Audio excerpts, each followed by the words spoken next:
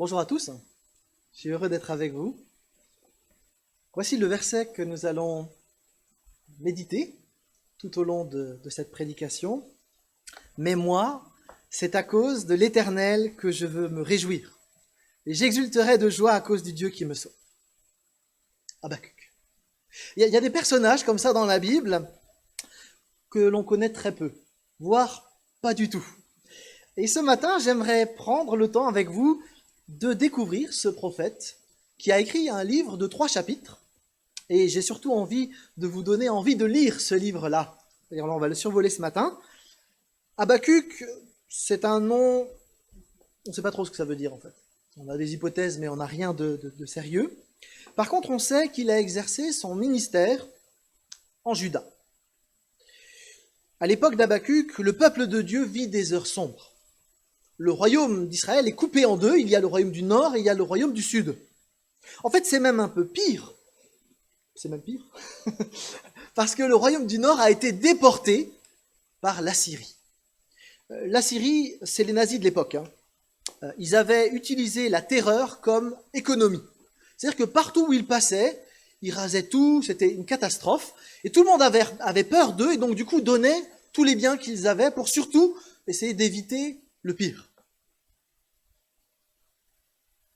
Au passage, c'est pour ça que Jonas n'a pas envie d'aller voir la capitale Ninive, qui est la capitale des Assyriens, et qui part à l'autre bout du monde exprès pour ne pas y aller. Il y avait de quoi avoir peur.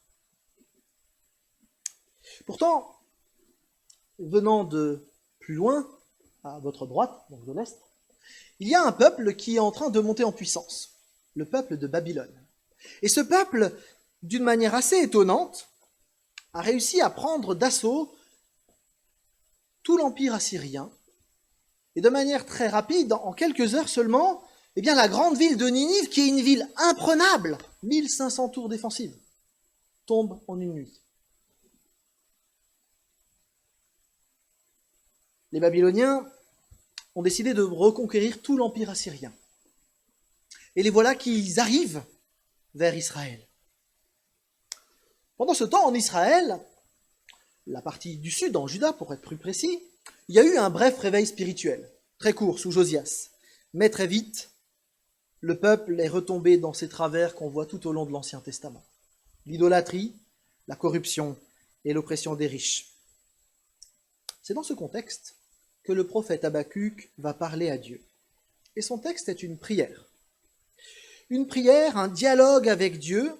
Et Habakkuk, tout au long de ces 3 chapitres, on va le voir, pose une question à Dieu. Une question qui pourrait nous rejoindre nous aussi. Seigneur, pourquoi tu permets que les gens corrompus aient toujours le pouvoir? Pourquoi tu permets que des gens violents arrivent? Pourquoi la souffrance? Pourquoi le mal? Pourquoi, Seigneur? Et tout le dialogue d'Habakkuk avec Dieu va tourner autour de cette question.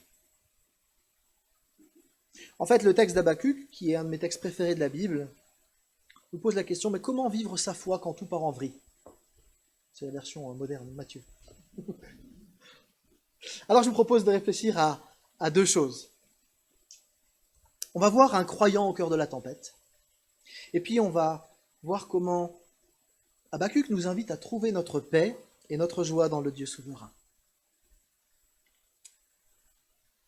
Et avant ça, je voulais juste prier.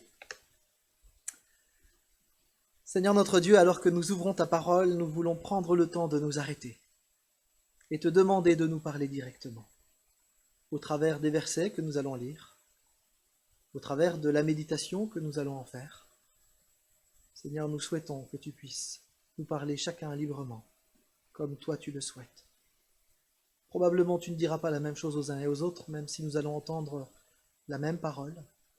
Mais Seigneur, nous voulons nous rendre disponibles à l'action de ton esprit pour que tu puisses nous rejoindre les uns et les autres et nous rejoindre en tant qu'Église. Merci parce que tu es un Dieu vivant. Amen.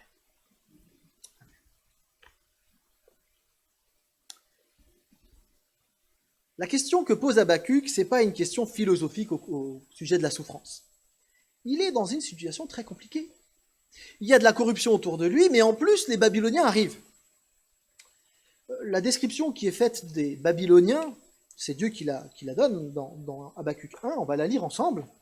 Habakkuk 1 à partir du verset 6. « Je vais faire venir les Chaldéens, ou les Babyloniens, c'est les mêmes, peuple féroce et déchaîné, qui parcourt les étendues de la terre pour prendre possession des demeures d'autrui. Il est terrible et redoutable, il garantit lui-même son droit et son pouvoir. Ses chevaux sont agiles plus que les léopards, et ils ont du mordant plus que les loups du soir. Ses coursiers se déploient, ils arrivent de loin, ils volent comme l'aigle lorsqu'ils font sur sa proie. Oui, les voilà qui viennent, tous adonnés à la violence. Le visage tendu, ils foncent vers l'avant. Voilà les prisonniers rassemblés, innombrables comme les grains de sable. Partout, ce peuple traite les rois avec mépris, et il se rit des princes et de toutes leurs forteresses. Il élève contre elles des terrasses de siège et s'en empare. Puis il change d'avis et il passe plus loin.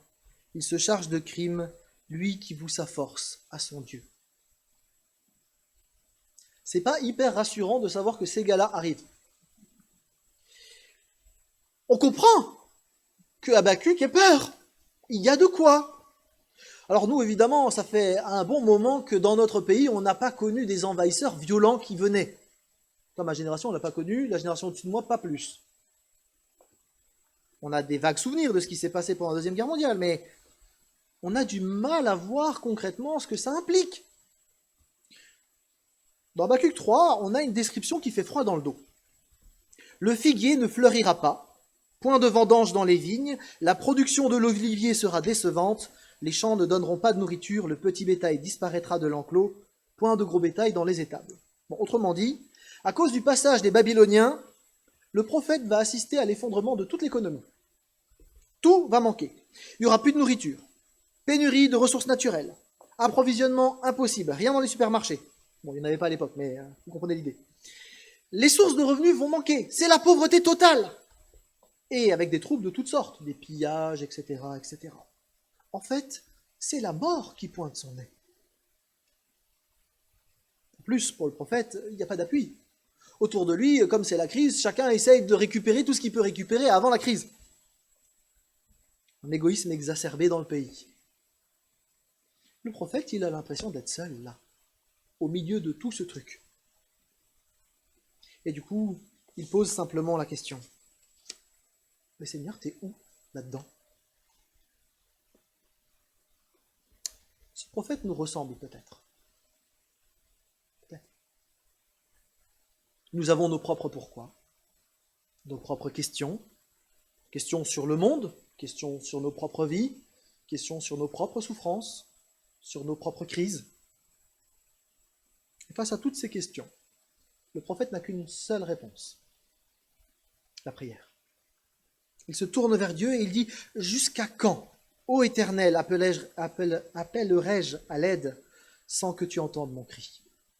Jusqu'à quand devrais-je crier vers toi au sujet de la violence sans que tu nous délivres? Pourquoi me fais-tu voir de telles injustices? Peux-tu rester indifférent à nos tourments?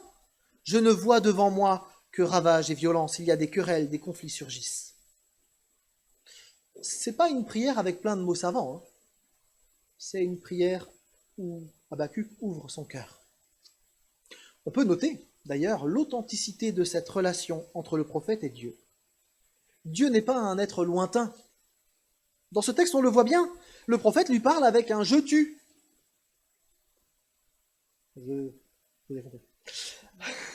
C'est un vrai dialogue. Il y a une relation qui existe entre le prophète et son Dieu. Il peut dire ses émotions, ses incompréhensions, et on a peut-être là un premier élément qu'on pourrait garder. Nous pouvons dire à Dieu « tu ». Et nous pouvons dire à Dieu nos émotions. Pas simplement faire de l'informatif. Seigneur, je te prie pour l'examen de mon fils. Seigneur, je te prie pour l'examen de mon fils, tu vois que ça me stresse, ça m'angoisse. C'est pas tout à fait pareil. Ne stresse pas, Max, pour ton examen. J'ai pensé après coup au bon exemple. Le prophète a aussi confiance en Dieu. Il sait que Dieu est présent. Et malgré le silence, le prophète n'arrête pas de prier. Il croit que Dieu est là, même si c'est pas simple. Les mots utilisés dans le texte montrent que Habakkuk souffre personnellement. Il voit la violence. Il l'a subie probablement aussi. Il constate l'effondrement du droit local, il supporte des procès, des invectives, et ça va même plus loin. Au chapitre 3, il explique « J'ai de la crainte. Mes entrailles ont frémi, mes lèvres ont tremblé, mes os se dissolvent, et sans bouger, je frémis d'attendre le jour de la détresse. » C'est la version Tob qui traduit « Il est tout décomposé ». Vous savez, hein, l'expression « les bras m'en tombent ». Enfin, c'est ça l'idée. C'est une situation qui décourage, abattu, lasse, il n'y a plus rien. Et en même temps, Habakkuk, il est aussi étonné, choqué, scandalisé. Parce que de ce qu'il a compris de Dieu, normalement, Dieu, avec sa pureté, ne devrait pas permettre que de telles injustices se passent. Pourquoi est-ce qu'il voit les choses sans réagir? Pourquoi? La question de fond de tout ce texte, c'est bien celle de la présence de Dieu dans l'histoire, quand l'histoire va mal.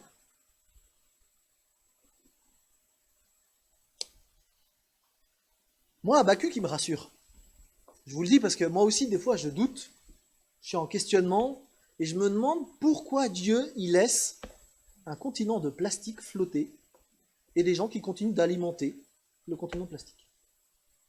Je ne comprends pas pourquoi Dieu n'intervient pas pour stopper toutes les guerres d'un coup, d'un seul. Je ne comprends pas pourquoi Dieu n'enlève pas toutes les maladies, comme ça, alors qu'il est capable de le faire. Et ça m'arrive de douter. C'est pas bien pour un pasteur, il paraît. Mais je crois qu'en fait, tout chrétien doute à un moment ou à un autre. Et je me méfie lorsque l'on prend le texte biblique pour montrer des personnages bibliques super-héros qui ne doutent jamais, qui savent tout le temps. Je crois que c'est une mauvaise lecture de la Bible. Parce que tous les personnages de la Bible, à un moment ou à un autre, ils ont douté et ils se sont plantés. Il y a seul Christ qui n'a jamais fait d'erreur. Mais nous tous, nous cheminons avec nos questionnements. Et Habakkuk me rassure. Parce que Habakkuk, il dit simplement à Dieu tout ce qu'il est en train de le traverser. Il pose ses questions dans la simplicité et la transparence. Et puis ensuite, le prophète se place dans une situation d'attente. Il a dit à Dieu, et ensuite il attend, et il espère la réponse. Il se soumet humblement à ce que Dieu va faire. Il a déposé son souci à Dieu, et maintenant il attend la réponse divine. Peut-être que c'est quelque chose que nous pourrions faire, chacun personnellement, collectivement. Parfois même en tant que chrétien, on oublie que Dieu nous entend et qu'il sait. Et nous pouvons lui déposer ce qui nous pèse. De manière majestueuse, dans Habakkuk, Dieu va parler. Et il demande à Habakkuk de noter ce qu'il va dire, pour que tous les croyants de toutes les époques puissent lire dans Habakkuk la réponse de Dieu. Bon, c'est bien, ça nous arrange quand on se pose les mêmes questions, ça peut valoir le coup de lire du coup ce que Dieu a demandé à Habakkuk de noter. Dieu invite simplement Habakkuk à persévérer dans la foi, à garder confiance sans voir. Dieu est en train de dire, l'ordre juste arrive. Tout n'est pas encore pleinement révélé, il y a des choses qu'il ne va pas comprendre, Habakkuk, mais Dieu invite son prophète à lui faire confiance. Et le prophète a noté cette réponse pour nous. Dieu demande à Habakkuk, à Israël, à tous les croyants après eux, de rester dans la patience et la confiance. De vivre les temps d'attente, d'épreuve, dans la fidélité. De garder confiance même quand on ne voit rien, parce que nous croyons que Dieu est le maître et qu'il aura le dernier mot d'histoire. C'est ça le chemin que Dieu ouvre pour le croyant. Confiance et patience. C'est plus facile à dire qu'à faire. Alors vous êtes sanctifiés, je sais que vous y arrivez très bien, mais moi, je galère. C'est une réponse étonnante en plus, parce que à tous les pourquoi que pose Habakkuk, Dieu ne donne pas de réponse.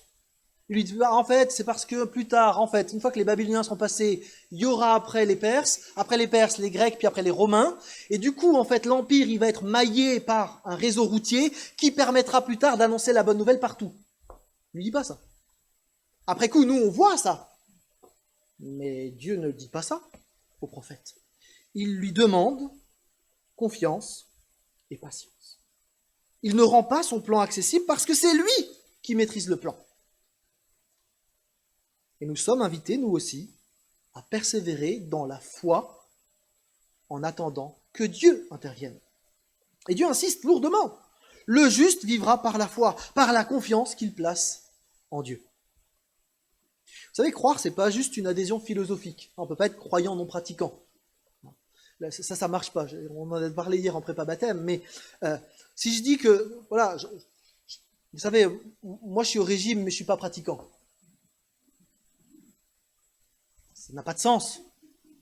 Mais de la même manière, je ne peux pas croire sans vivre ce que je crois.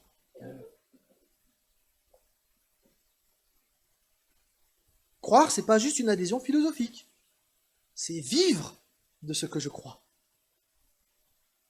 Le philosophe et théologien Søren Kierkegaard, un théologien danois, expliquait ceci. La décision principale du chrétien n'est pas de croire que Dieu existe. La décision, c'est de croire en Dieu. La foi, c'est d'engager sa vie entière dans cet appel. Vivre sa vie en croyant que ce que Dieu dit, il le fait. Placer tout son espoir en Dieu. J'ai mis tout mon espoir en un homme crucifié. On l'a chanté tout à l'heure. Et c'est parce que je ne sais pas tout et que je ne peux pas tout maîtriser, tout comprendre, que précisément je fais le saut de la foi. On me pose parfois une question en préparation mariage. J'aime bien faire des préparations mariage avec ma femme. Et souvent, en fait, les gars en aparté, ils viennent me voir, ils disent « Mais Mathieu, j'ai quand même une question. Comment je peux être sûr que c'est la bonne ?» Et la réponse, en général, c'est de dire « Mais la question, c'est est-ce que tu la connais assez pour oser faire le pas de l'engagement avec cette personne dans une relation que tu vas construire tout au long de ta vie? Est-ce que tu as assez d'éléments pour oser ce pas de confiance ou de foi? Et la même question se pose pour nous. Est-ce qu'on a assez d'éléments pour faire confiance à Dieu? C'est une question que j'aimerais vous laisser. Peut-être que c'est la galère dans ce qu'on est en train de vivre les uns ou les autres. Mais est-ce que j'ai assez d'éléments dans l'histoire et dans mon présent, et dans l'histoire biblique, pour pouvoir garder confiance en Dieu? C'est une vraie question. Le juste vivra grâce à sa foi, dit le texte. Ce texte va être cité 3 fois dans le Nouveau Testament. À chaque fois, il est cité pour inviter les chrétiens à garder confiance en Dieu et à s'appuyer sur lui. Aux Romains, Paul explique que cette foi est au cœur même de l'Évangile. C'est l'Évangile qu'il transmet de ville en ville. Vivre de l'Évangile, c'est précisément vivre dans la dépendance et la confiance en Dieu. C'est croire que l'œuvre de Christ suffit pour nous sauver. Je n'ai pas honte de l'Évangile, dit Paul. Il est puissance de Dieu pour le salut de quiconque croit, du juif d'abord, puis du grec. C'est en lui, en effet, que la justice de Dieu est révélée par la foi et pour la foi, selon ce qu'il est écrit, celui qui est juste vivra par la foi. Aux Galates, le même Paul explique que la vie chrétienne, c'est cette vie de confiance que chacun des croyants est appelé à vivre, en prenant exemple sur le patriarche Abraham, qui tout au long de sa vie a fait confiance à Dieu, avec des hauts et des bas, si vous lisez Genèse. Mais il a fait confiance à Dieu. Enfin, c'est l'auteur de la lettre aux Hébreux qui va insister sur cette nécessaire persévérance dans la confiance en Dieu qui doit caractériser le chrétien. C'est d'endurance, en effet, que vous avez besoin pour accomplir la volonté de Dieu et obtenir ainsi la réalisation de la promesse. Car encore si peu de temps, et celui qui vient sera là. Il ne tardera pas. Mon juste par la foi vivra. Mais s'il fait défection, mon âme ne trouve plus de satisfaction en lui. Nous ne sommes pas hommes à faire défection pour notre perte, mais hommes de foi pour le salut de nos âmes. Ainsi, à la lumière du Nouveau Testament, dans les temps troublés, le croyant est invité à trouver sa paix en faisant confiance à Jésus-Christ. Celui qui oriente, qui dirige notre foi, mais qui est aussi la source de notre foi. Quelles que soient les circonstances de notre vie, Dieu, notre Dieu, n'est pas dépassé par les circonstances. Il ne perd pas le contrôle. Il a une maîtrise totale et absolue. Quand on est avec quelqu'un qui maîtrise son sujet, c'est rassurant. Ces dernières semaines, j'ai dû faire quelques travaux dans la maison. Bon, ceux qui me connaissent savent que je suis plus à l'aise avec un texte de la Bible qu'avec un marteau et des clous. Et donc, c'était pas évident pour moi de me dire que j'allais devoir faire différents chantiers. Ça me semblait plutôt irréalisable, ou alors ça aurait été fait de manière très, artistique. Mais pour faire ces travaux, il y a un ami qui est venu pour m'aider, et il avait une telle maîtrise du chantier que je me suis senti sécurisé. On est censé vendre la maison, et on s'est retrouvé quand même à un moment donné avec de la poussière partout sur le sol, avec des carreaux éclatés, Et je me suis dit, heureusement qu'il maîtrise. J'avais confiance. Et effectivement, aujourd'hui, j'ai une super cuisine. Mais le fait que mon ami maîtrise le chantier me rassurait. Et de manière infiniment plus grande, amplifiée, Jésus-Christ est Seigneur. Il maîtrise toutes choses. Il maîtrise l'histoire. Même quand on a l'impression qu'il y a des trucs, ça ne devrait pas être là. Pour vendre une maison, globalement, il ne faut pas avoir des carreaux cassés en plein milieu de la cuisine. Dans une société parfaitement juste que doit établir Dieu, normalement, il ne devrait pas y avoir de problème aujourd'hui. Le chantier n'est pas fini. Mais lui, il maîtrise et il sait exactement ce qu'il fait. Il y a des choses qui nous dépassent, qui nous semblent peut-être angoissantes, infaisables, de se sentir perdu. Mais Dieu, lui, n'est jamais dépassé.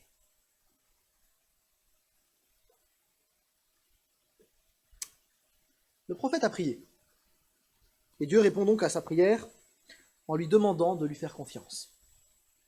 Mais aussi en l'invitant, lui et tous ceux qui sont autour de lui, à jeter un regard sur l'histoire du passé. Parce que Dieu s'est manifesté dans l'histoire biblique. Alors Habakkuk ne connaît pas encore l'histoire de Jésus, ça viendra plus tard. 400, 500 ans plus tard. Mais quand il regarde l'histoire d'Israël, la naissance d'Isaac, vous avez un vieux couple, quasiment centenaire, avec une femme qui était stérile, et Dieu a donné un enfant, Isaac, à ce couple, Abraham et Sarah. Normalement, ça n'arrive pas. Mais Dieu l'a fait. Un peuple d'esclaves, dans la plus grande puissance du monde de l'époque, est libéré par Dieu, la sortie d'Égypte du peuple d'Israël. Normalement, c'est impossible. Un jeune homme, armé d'une fronde, face au guerrier le plus terrifiant de tous les temps, en tout cas de son époque, équipé avec une lance, avec un... Vous savez, le manche pour tenir, c'était un tronc. Bon alors, qui veut se battre? Pas moi. Et Dieu a libéré son peuple par ce jeune homme. Et nous avons sous les yeux des actes encore plus forts. On peut considérer la vie de Jésus-Christ. Et donc Dieu invite son peuple à considérer le passé pour finalement se dire, est-ce que je peux faire confiance à ce Dieu-là dans ma circonstance présente? La réponse attendue, bien sûr, c'est un oui massif. Et Dieu invite aussi à considérer ce qu'il est en train de faire aujourd'hui. Nous avons, les uns les autres, déjà prié probablement pour quelque chose, et Dieu a répondu. Parfois même, il répond sans qu'on lui demande. On est très rapide pour demander plein de trucs à Dieu, on a plus de mal à dire « Merci Seigneur pour telle ou telle chose ». Et quand on a été exaucé, souvent, quelques mois plus tard, on a oublié ce qui s'était passé. Et Dieu nous invite à considérer tout à nouveau ce qui est. Ma belle-mère, elle nous envoie régulièrement des levées de soleil qui rappellent finalement que tout comme le soleil se lève après la nuit, Christ va revenir avec puissance. Et donc, je peux dire n'importe quoi, mais je pense que tous les 3 jours, on a un lever de soleil qui apparaît sur notre groupe WhatsApp. À l'époque, certains se moquaient du prophète, en lui soufflant à l'oreille que son Dieu c'était une vaste blague. D'autres se riaient de lui parce qu'il priait, considéraient qu'il perdait son temps. Mais Dieu invite son prophète, et nous avec, à garder confiance en lui. Prier, ce n'est pas une perte de temps. Et faire confiance à Dieu, ce n'est pas naïf. D'ailleurs, il est étonnant que parfois certains qui se moquent de ceux qui prient ou qui ont confiance en Dieu, qui sont peut-être un peu, ouais, c'est un truc du temps quand même de croire en Dieu. Là, ils vont voir des voyants, des guérisseurs, ils ne savent pas comment ça fonctionne, ça ne les dérange pas. Ils font confiance finalement à des commerciaux qui leur vendent plein de trucs qui ne marchent pas. Ils font confiance à leur propre capacité et puis ils ont un problème de dos, ils ne peuvent plus rien faire. Ils font confiance à l'argent, à la technique qui peut s'effondrer à n'importe quel moment. En fait, on fait tous confiance à quelqu'un ou à quelque chose, globalement. Faire confiance à Dieu, c'est pas plus idiot que de faire confiance à ses propres capacités. Dieu va intervenir. Et dans le cas d'Habakkuk, les politiques, les religieux qui se sentaient intouchables ont été soudain saisis d'effroi. Les Babyloniens attaquent. Et ça changeait complètement la situation. De même, plus tard, les Babyloniens, qui se pensaient être les plus forts de toute l'histoire, vont être simplement balayés par les Perses qui vont arriver derrière. Dieu est le maître de l'histoire. Vous savez, l'histoire antique, que j'ai le privilège d'enseigner à nos gens, elle est très intéressante parce que dans l'Antiquité, vous avez plein d'empires énormes qui se sont succédés. L'Égypte, la Syrie, la Babylonie, les Perses, les Grecs, les Romains, et tous, ils sont passés. Bon, après les Romains, on en a eu d'autres depuis. Mais tous sont passés. Il n'y a que Dieu qui est souverain de l'histoire. Et la souveraineté de Dieu, c'est tout le livre de Daniel, qui a été écrit quelques années après, et vous pouvez le lire chez vous, où on apprend que ni la fosse au lion, ni la fournaise ardente, ni les empires les uns plus grands que les autres, rien ne peut faire le poids face à Dieu. De nombreux croyants de toutes les époques ont vécu des expériences où Dieu a souverainement protégé. L'association Portes Ouvertes, qui travaille parmi les chrétiens persécutés, dont on va parler beaucoup le 7 novembre, rapporte l'histoire de Sarah, qui s'est déroulée cet été en Égypte. Jeune maman, Sarah, elle pensait pouvoir sortir de chez elle pour faire des courses comme d'habitude, sans voile. Elle a été traitée de sale chrétienne, elle a été violemment agressée et Dieu l'a protégée, relevée, bénie et a aussi gardé sa fille. En fait, les jours précédant l'attaque, Sarah, elle avait eu une sorte de pressentiment. Elle sentait que quelque chose allait se produire sans savoir exactement quoi. Ça ne l'a pas effrayée pour autant. Pas de quoi l'empêcher de sortir pour faire des courses. De toute façon, il faut bien en faire des courses de temps en temps. Surtout que la rue qu'elle utilise pour faire les courses, c'est une rue plutôt bien fréquentée. Alors, Sarah ne porte pas de voile, elle est clairement identifiable. C'est une femme chrétienne. Mais ça n'avait jamais été un problème jusqu'à ce jour-là. Comme elle le faisait souvent, quand elle sortait de chez elle, elle s'est mise à prier, elle marchait vers le magasin, et puis soudain, elle a senti un objet pointu s'enfoncer dans son corps. Ses jambes se sont mises à trembler, elle a entendu un homme crier « Sale chrétienne, meurs !» Au début, je n'ai pas senti la douleur, raconte Sarah, car je devais être en état de choc. J'ai senti que je saignais beaucoup, j'ai essuyé le sang avec mon écharpe, mais il y en avait trop. Sarah s'est évanouie. Son agresseur, habillé des vêtements blancs typiques des salafistes extrémistes, a continué à la menacer. Malgré la foule qui était là, assemblée, il n'a pas ressenti le besoin de fuir. Peut-être qu'il savait que ce qu'il avait fait resterait impuni ou sans grande conséquence.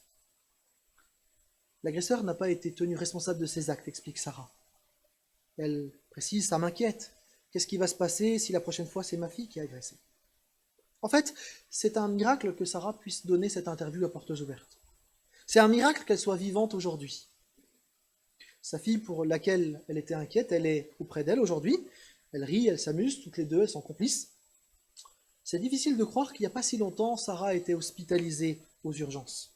Les médecins, d'ailleurs, étaient à deux doigts de renoncer à la sauver. Les photos de sa blessure, qui sont vraiment pénibles à regarder, sont là pour en témoigner. Pour Sarah, ces photos sont une partie de son témoignage. Dieu l'a sauvée de la mort. Elle et sa fille évitent maintenant prudemment la rue où elle a été attaquée. Elles ont toujours peur, le traumatisme est là, mais elles ne sont pas amères. Sarah n'est pas en colère contre l'agresseur, elle lui a pardonné, elle prie régulièrement pour lui, et elle dit ceci, « J'espère que Dieu va toucher son cœur. » Le principal changement dans sa vie après l'agression, c'est que sa relation avec le Seigneur a grandi. C'est difficile d'expliquer ce qui a changé exactement en elle. Elle a l'impression que Christ l'a accompagnée tout au long de son agression et du processus de guérison qu'elle a vécu, et elle sait que Christ est en train de l'accompagner alors qu'elle est en train de gérer son traumatisme. C'est un sentiment de paix intérieure et de relation intime d'amour, dit-elle. Et elle termine son interview en disant Si quelqu'un est prêt à me tuer pour ma foi, c'est que mon Dieu doit être puissant. Sarah ne se sent pas sale, elle sait que Christ l'a lavée, l'a purifiée et qu'il l'a maintenue en vie. En fait, on aurait beaucoup de témoignages comme celui-ci à raconter. Portes ouvertes en donne régulièrement, mais il y en a bien d'autres. Dieu n'agit pas toujours avec autant de puissance dans nos circonstances, mais à n'importe quel moment, il peut user de cette puissance-là. Dans notre texte, Habakkuk ne s'y trompe pas, et il s'exprime au chapitre 3, « Ô Éternel, j'ai entendu ce que tu viens de proclamer, et je suis effrayé devant ton œuvre éternelle.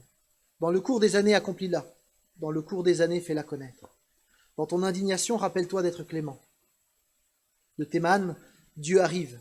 Le Saint vient des montagnes, du pays de Paran. Sa majesté couvre le ciel et sa louange remplit la terre. Il a l'éclat de la lumière et de sa main jaillissent 2 rayons. C'est là qu'est le réservoir de sa force. La peste meurtrière chemine devant lui et la fièvre brûlante marche à sa suite. S'il vient à s'arrêter, il fait vibrer la terre. Quand il regarde, il fait sursauter les nations. Les montagnes antiques sont disloquées et les collines des anciens temps s'effondrent. Ses voies sont éternelles. J'ai vu les tentes de Couchan réduites à néant. Les abris de Madian tremblaient, épouvantés. Alors c'est un texte d'une certaine époque, mais en gros, on est en train de dire que quand Dieu se met en mouvement de manière imagée, eh bien la terre bascule et il n'y a plus rien qui peut l'arrêter. Notre Dieu, c'est ce Dieu-là. Face à lui, les empires violents ne peuvent pas subsister. Sarah est en vie aujourd'hui. Christ est en vie, après avoir été crucifié. Et c'est rassurant de réaliser tout à nouveau qui est notre Dieu. Ou pour le dire plus justement, que nous sommes les hommes et les femmes de ce Dieu-là, ce Dieu tout-puissant, qui n'a pas d'équivalent. Même si on ne voit pas toujours Dieu agir avec autant de puissance que dans l'histoire de Sarah, et peut-être heureusement pour nous, Dieu a posé un acte clair pour que nous puissions lui faire confiance. On peut douter de plein de trucs, mais on ne peut pas douter de l'amour de Christ pour nous.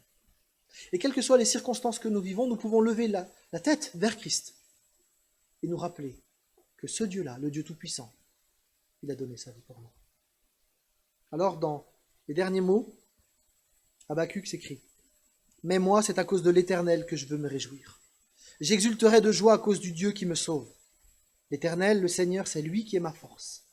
Il rend mes pieds pareils à ceux des biches. Il me fait cheminer sur des lieux élevés. » Ce qu'il réjouit, c'est Dieu, c'est Dieu, c'est Dieu, c'est Dieu. C'est Dieu qui lui donne sa valeur. C'est Dieu qui le rassure. Les circonstances pourraient le faire chanceler, mais il y a Dieu. Se tenir devant Dieu, en sa présence, et célébrer sa gloire, c'est là le but principal de la vie de l'homme. C'est là l'essentiel. Vivre cette relation avec Dieu. C'est en la présence de ce Dieu-là que notre vie, elle prend en fait tout son sens. Et j'aimerais attirer pour finir votre attention sur cette expression. Mais moi. Habakkuk, il est tout tremblant, il a les bras qui sont tombés, il est en panique, et il dit mais moi, je veux. Il y a une prise de position. Normalement, ce qui est naturel, c'est une crise de panique, c'est de partir se cacher dans un coin, c'est hurler. Mais moi, je veux. Il veut autre chose. Il veut s'orienter vers Dieu. Et j'aimerais nous interpeller sur ce choix, finalement, face aux circonstances de notre vie. Est-ce que finalement on subit les circonstances, simplement? La vie chrétienne, c'est pas une vie juvamine où tout va bien, tout est toujours rose, tout ça. Il y a des circonstances compliquées, pour nous tous. Mais moi, je veux me réjouir en Dieu. Alors cette semaine, lorsqu'il y aura un événement, une difficulté, un défi, un Babylonien qui pointera le bout de son nez, au lieu de paniquer, de s'énerver ou de s'effondrer, qu'on serait bien inspiré de suivre l'exemple d'Habakkuk. Mais moi, je veux trouver l'allégresse dans le Dieu de mon salut. C'est pas une joie béate, un peu maso, finalement je suis content d'avoir des souffrances, c'est pas ça. C'est de considérer tout à nouveau qui est celui qui tient ma vie dans ses mains. C'est le Dieu Tout-Puissant, qui a montré son amour pour moi. Ça n'enlève pas les difficultés, mais je sais que quelqu'un tient mes lendemains dans sa main. J'aimerais vous proposer simplement de prendre un temps de silence pour finir. Je prierai ensuite, mais dans ce temps de silence, que chacun puisse prier, simplement parler à Dieu comme Habacuc.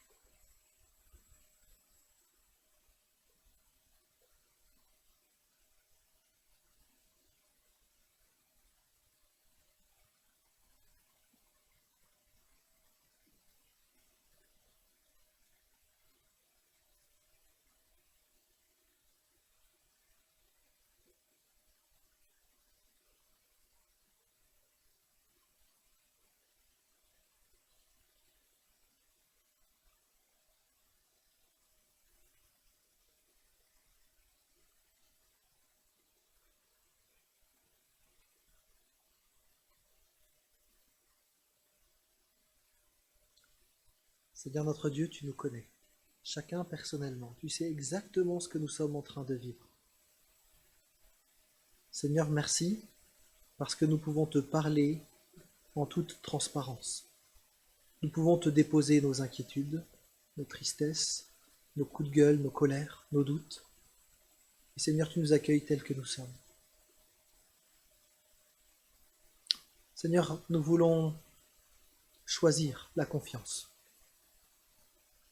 Oui, nous voulons nous réjouir en toi, parce que tu es notre Dieu. Nous sommes ton peuple, et nous savons que, ultimement, c'est toi qui auras le dernier mot. Seigneur, donne-nous de savoir vivre dans la confiance, dans la patience. Seigneur, c'est pas mon fort, la patience. Je te prie, Seigneur, que tu nous aides les uns et les autres à considérer tout à nouveau qui tu es. Quand tu te mets en mouvement, la terre, elle vacille. Rien ni personne ne peut t'arrêter. Seigneur, donne-nous de pouvoir vivre dans la confiance en toi. Je te prie de rejoindre chacun dans sa réalité du moment, avec la semaine qui vient de s'écouler, avec la semaine qui commence, avec les défis qui se présentent. Seigneur, tu sais tout ça. Et ce matin, nous voulons te déposer ce qui est trop lourd pour nous. Nous voulons te déposer tout ce qui nous pèse, nos doutes, nos questionnements. Seigneur, nous te remettons tout et nous voulons prendre la même posture qu'Habacuc, cette attente confiante en ta réponse. Nous voulons persévérer dans la foi. Même lorsque nous ne voyons rien, nous savons que tu es Dieu. Et nous voulons nous le rappeler ce matin. Nous voulons mettre tout notre espoir en toi, Seigneur. Toi qui as donné ta vie, toi l'homme crucifié,